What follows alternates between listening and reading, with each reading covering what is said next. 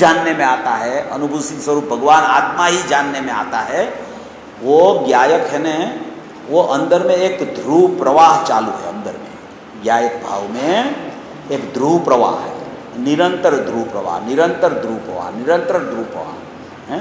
नित्य उपयोग लक्षण वो आया ना अभी 23, 24, 25 गाथा में, नित्य उपयोग लक्षण, नित्य त्रिकाल उपयोग लक्षण, नित्य ध्रुव उपयोग लक्षण, ऐसा एक अंदर में ज्ञायक ज्ञायक ज्ञान दर्शन, ज्ञान दर्शन, ज्ञान जानना, दर्शन देखना, ऐसा एक ध्रुव चीज में प्रवाह चल रहा है। ज्ञायक भाव, ध्रुव स्वभाव, जानना देखना ऐसा चल रहा है। वो एक जानने देखने का त्रिकाल उपयोग है। वो त्रिकाल उपयोग भी आत्मा में है, उसका त्रिकाल गुण है, त्रिकाल गुण का त्रिकाल उपयोग है। वो त्रिकाल उपयोग में पूरा ज्ञायक भाव, अनंत गुणात्मक, असंख्य प्रदेशी, उसकी त्रिकालता, वो सब वो उपयोग में जानने में वर्त रहा है, जानता हुआ वर्त रहा है। इसका विषय आपको देखना हो तो पूज्य गुरुदेव श्री का प्रवचन नियम सार पे 3री गाथा से 15 गाथा तक आप पढ़ लेना। दूसरा 320 गाथा ध्येय पूर्वक ज्ञेय में छपी हुई है, जयसेनाचार्य की टीका, उसमें 70 की साल का प्रवचन, 16वीं बार का, उसमें 20/8/70 तारीख का प्रवचन, वो आप सुन लेना।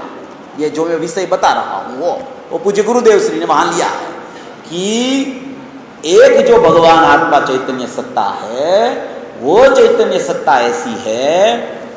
ऐसे प्रश्न होता है ना कि ये अनुभूति स्वरूप बाल गोपाल सबको जानने में आता है, ये ज्ञान ये ऐसे कैसे उत्पाद होता है? ये ज्ञान कि वो उसको ही जानता रहे, जानने में ही आता रहे, तो कि एक अंदर का स्वरूप ऐसा है। अंदर का स्वरूप में जहाँ ज्ञान होता है, जहाँ दर्शन होता है, वहाँ जानना देखना प्रति समय चलता रहता है? प्रति समय चलता रहता है माने वहाँ क्रिया नहीं है। क्रिया जहाँ होती है वहाँ वेदन होता है, निष्क्रिय जहाँ होता है वहाँ अकारक और अवेदकपना होता है। ये निष्क्रिय की चर्चा चल रही है। वो निष्क्रिय में एक ऐसा स्वभाव पड़ा है ज्ञान का जानना देखना, परिपूर्ण ज्ञायक को जानना देखना, ऐसा वर्त रहा है। वो वर्त रहा है, वहां जानना देखना है। वो ध्रुव का प्रवाह पूरा चैतन्य का नूर का पूर चल रहा है अंदर में। वो ऐसे चैतन्य का नूर का पूर, जैसे जो समुद्र होता है ना, समुद्र में से जैसे मौजे उछड़ते हैं, लहर बोलते हैं ना आप हिंदी में, लहर उछलती है, तो लहर तो सपाटी से उछलती है, ऐसा कहते हैं ना, सपाटी से उछलती है। मगर वो लहर आई कहां से?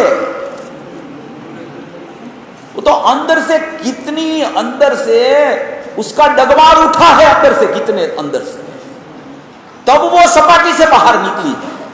तो अंदर में से जो वो प्रवाह, जैसे पानी का प्रवाह, ऐसे ध्रुव का प्रवाह, चैतन्य सत्ता का प्रवाह, ज्ञायक भाव में ज्ञान दर्शन का प्रवाह, ऐसे प्रति समय चलता है। प्रति समय एक भी समय के विक्षेप के बिना निरंतर ये प्रवाह, ध्रुव प्रवाह ऐसा बह रहा है अंदर में। वो चैतन्य सत्ता है, वो ज्ञायक भाव की सत्ता है, ज्ञानमय सत्ता है, दर्शनमय सत्ता है।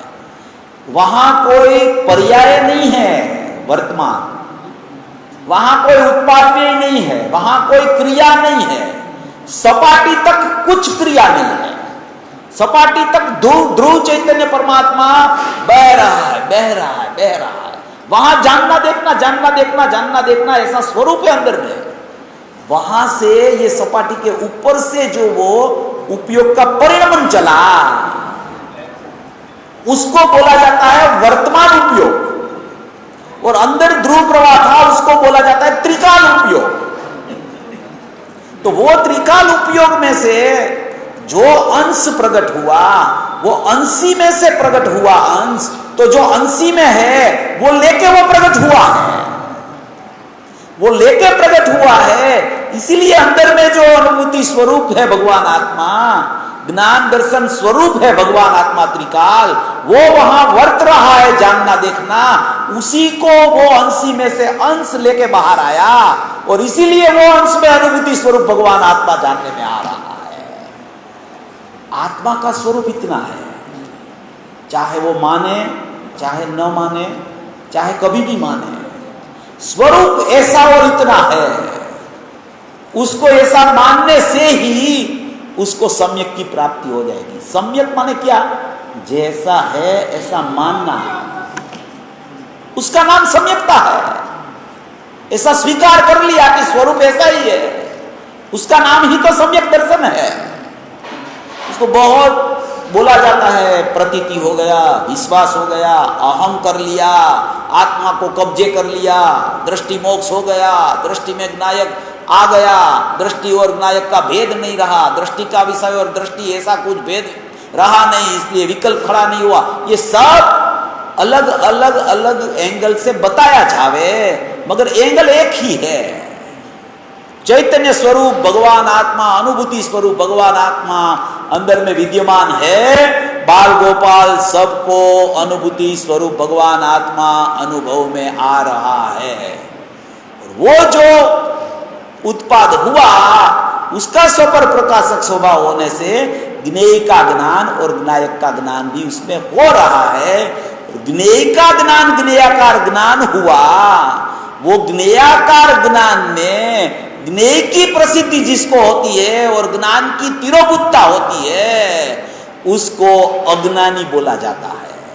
और जिसको ज्ञान में ज्ञान की प्रसिद्धि हो जाए, ज्ञान में ज्ञान के ही आकार है, वो ज्ञायक में से ज्ञान प्रकट हुआ है इसलिए वो ज्ञान का ही आकार है, वो ज्ञेयाकार सचमुच तो हुआ ही नहीं। हुआ ही नहीं माने कि उसका जानना परज्ञेयों का उसमें ज्ञेयाकार बनता है, उसका निषेध नहीं है, मगर वो ज्ञान में ज्ञान का ही आकार है, ज्ञान का ही स्वरूप है, इसलिए वो ज्ञानाकार ही है, वो ज्ञानाकार स्वभाव है। ऐसा ज्ञेयाकार ज्ञान का तिरोभाव करेगा तो उसको एकाकार ज्ञानाकार ज्ञान का आविर्भाव हो जाएगा, और आविर्भाव होगा उसी समय दृष्टि ध्रुव विनायक पर चली जाएगी। इसी तरीके से अनुभूति प्रक्रिया 15वीं गाथा में भी ये प्रक्रिया बताई है। इस तरीके से ये विचार करना, इस तरीके से ये आचार्य भगवान यहाँ ज्ञायक भाव, ज्ञान का उपयोग लक्षण, उसका अनन्यपना की सत्ता जो बता रहे हैं, ऐसा ही मेरा स्वभाव, ऐसा ही मेरा स्वरूप है। बाकी का जो कुछ भी होता है वो सब कर्म सापेक्ष परिणमन है, और ये ज्ञान का परिणमन है, वो कर्म से निरपेक्ष अपना ज्ञायक में से आता हुआ परिणमन है, वो स्वभाव का अंश है। और बाकी का जो भी पर्यायों का परिणमन हो रहा है वो अशुद्ध हो कि शुद्ध हो, सब कर्म सापेक्ष है। इसलिए एक कर्म सापेक्ष परिणमन है, एक निरपेक्ष परिणमन है।